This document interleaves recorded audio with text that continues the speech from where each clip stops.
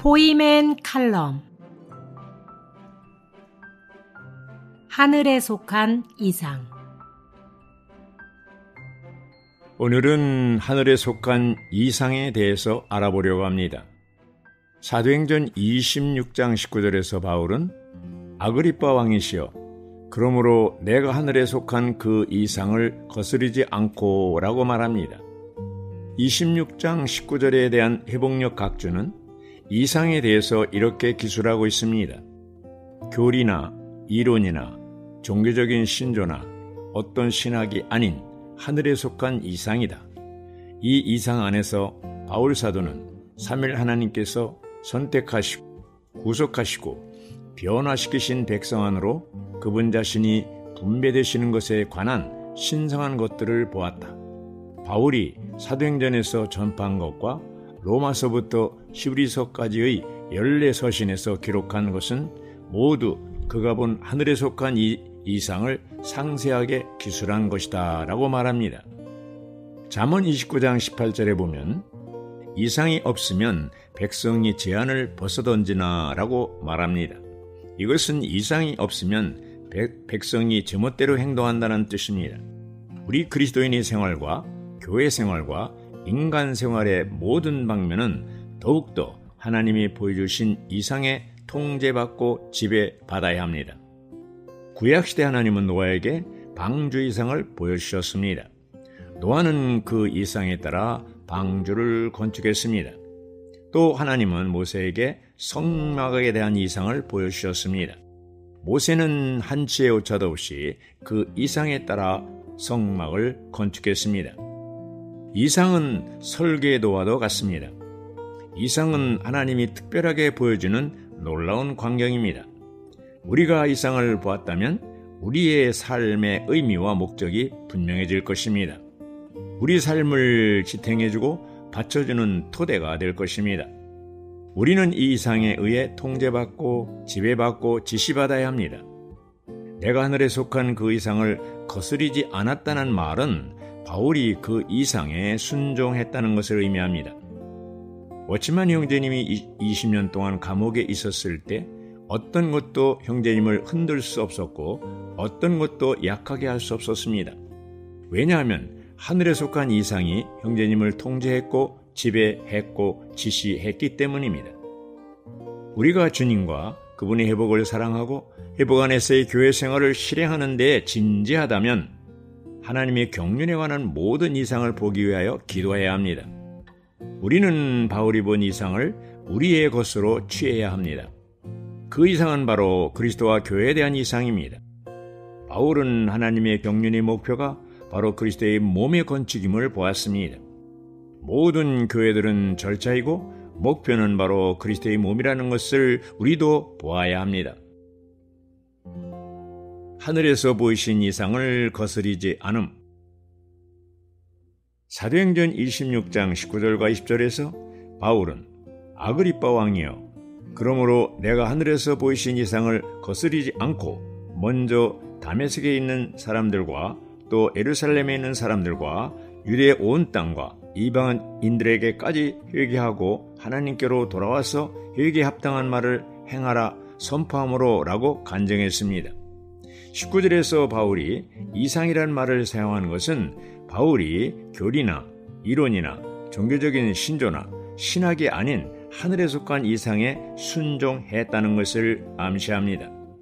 사도행전에 기록된 바울의 복음 전파와 그가 쓴 14서신들은 그가 본 하늘에 속한 이상에 대한 상세한 기록입니다.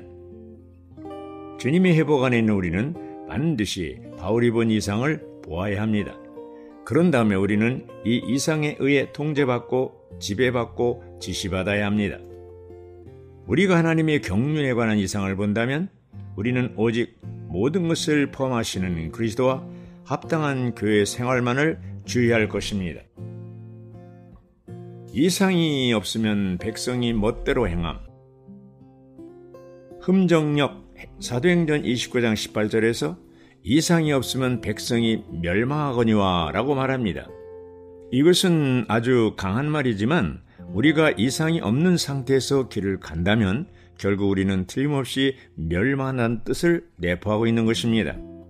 이것은 주님께서 하신 생명으로 인도하는 문은 좁고 길이 협착하여라는 말과 같습니다. 협착하여라는 뜻은 지배하거나 통제하는 것을 의미합니다. 사람들은 운전을 할 때 반드시 도로의 차선의 제한을 받아야 합니다. 만일 우리가 차선을 따라 운전을 하지 않는다면 우리가 망하든지 아니면 다른 이들을 망하게 할 것입니다.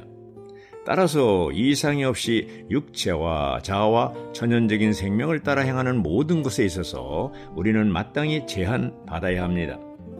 우리가 어떠한 사물을 보기 위해서는 가리고 있는 수건을 제거해야 하듯이 이상을 보기 위해서는 지혜와 계시형이 필요합니다. 이 때문에 바울은 지혜와 계시형을 간구했으며 마음의 눈을 밝혀주시기를 주님께 기도했습니다. 우리도 바울이 본 이상을 보기 위하여 지혜와 계시형을 달라고 기도할 필요가 있습니다. 그 이상이 우리를 지배하고 통제하고 제한하며 방향을 제시할 것입니다. 사도 요한이 본 이상. 위트니스리는 7광줄이 가득히 제6권 1장 메시지에서 이렇게 말하고 있습니다. 계시록 1장에는 밤모섬에 유배된 상태에 있는 사도 요한에게 주님이 보여주신 이상이 나옵니다. 계시록 1장 12절, 나는 나에게 말한 그 음성을 알아보려고 몸을 돌이켰습니다. 몸을 돌이켰을 때 7 금등잔대를 보았는데 당시에 요한은 아주 어려운 환경에 있었습니다.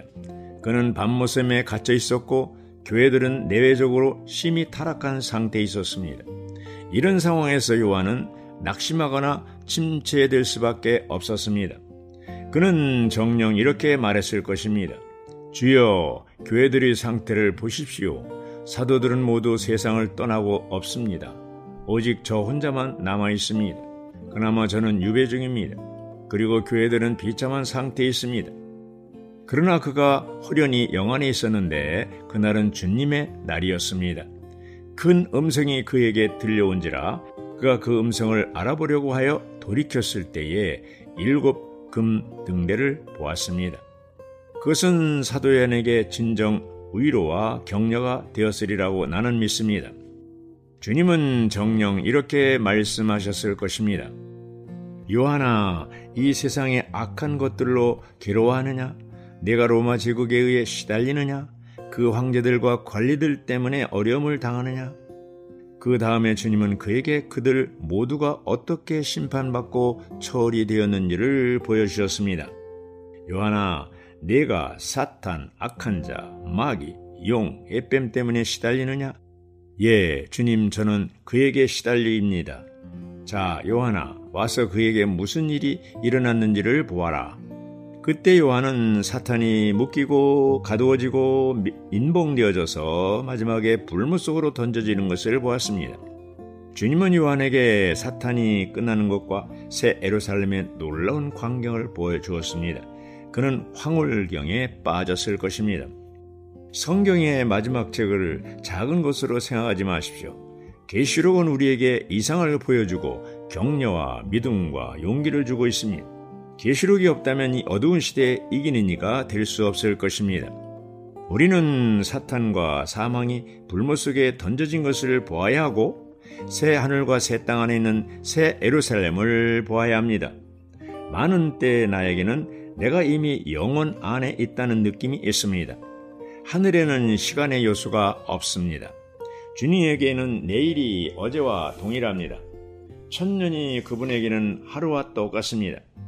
우리는 영원 안에 있다고 말하기를 배워야 합니다. 우리는 적어도 영원을 미리 맛보는 중에 있습니다.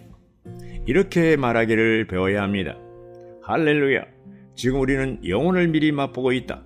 사탄은 불못 속에 있고 우리는 새하늘과 새 땅 안에 있다. 우리는 새 예루살렘 안에 있다.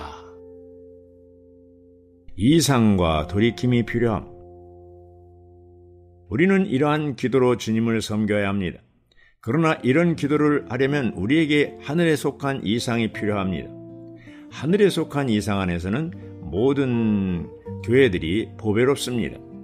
요한은 7 금등대를 보았습니다. 각 지방교회마다 금으로 되어 있었습니다. 우리가 주님을 섬기려 한다면 우리에게 이러한 이상이 필요합니다.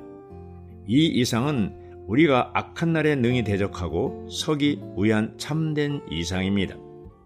성경에서 이 마지막 책의 첫 페이지에 지방교회들이 나옵니다. 그것은 참으로 기묘하고 놀랍습니다. 요한 사도에게조차도 이 이상이 필요했던 것입니다. 그때 그는 하나의 돌이킴을 가졌습니다. 많은 때에 우리 모두에게는 이러한 돌이킴이 필요합니다. 우리는 너무 오랫동안 어떤 다른 것을 먹어왔습니다. 우리는 항상 우리의 상태와 우리의 일과 우리의 상황과 우리의 환경을 고려하고 있습니다. 우리에게는 주님의 큰 음성을 듣기 위한 돌이킴이 필요합니다. 돌이킬 때 7 금 등잔대를 보았는데 라고 요한은 말했습니다. 그리고 각지 교회들 가운데 그리스도가 계셨습니다. 그것은 요한에게 있어서 참된 돌이킴이었습니다. 오늘날 우리 가운데 이러한 돌이킴이 필요합니다. 우리는 다른 일들에서 심하게 점령당해 있습니다. 교회 생활 외에 세상은 너무 어둡습니다.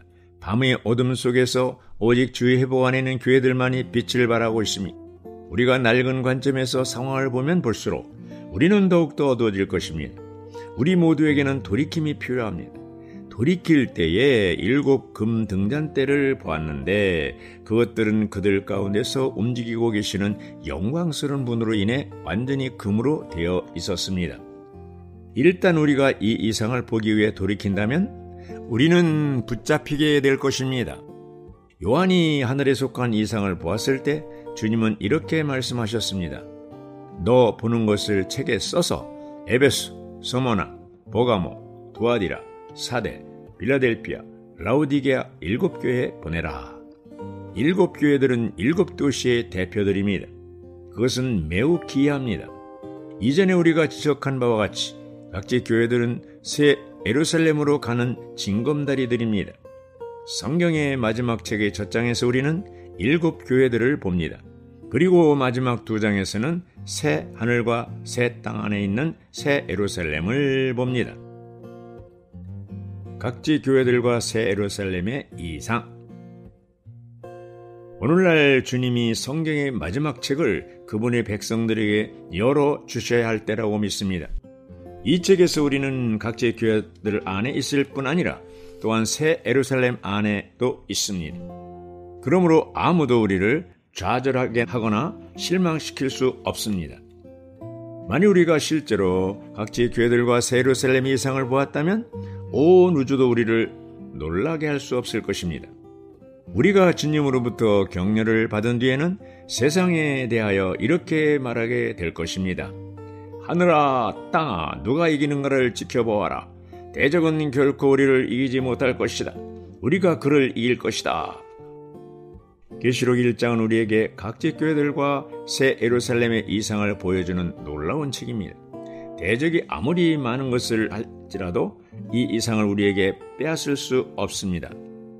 그는 우리를 좌절하게 하는 일은 조금도 할 수 없습니다. 그의 모든 저주는 축복으로 바뀔 것입니다. 모든 악한 글, 악한 풍문들은 주님에 의해 그분의 교회들을 위해 축복을 가져오는 데 사용될 것입니다. 마귀는 계시록 20장으로 끝납니다. 우리는 이상을 볼 필요가 있습니다. 마귀는 불못 속에 있습니다. 새 예루살렘이 새하늘과 새 땅에 함께 이미 세워졌습니다. 무엇이 우리를 괴롭히거나 방해할 수 있겠습니까? 주님을 찬양합니다.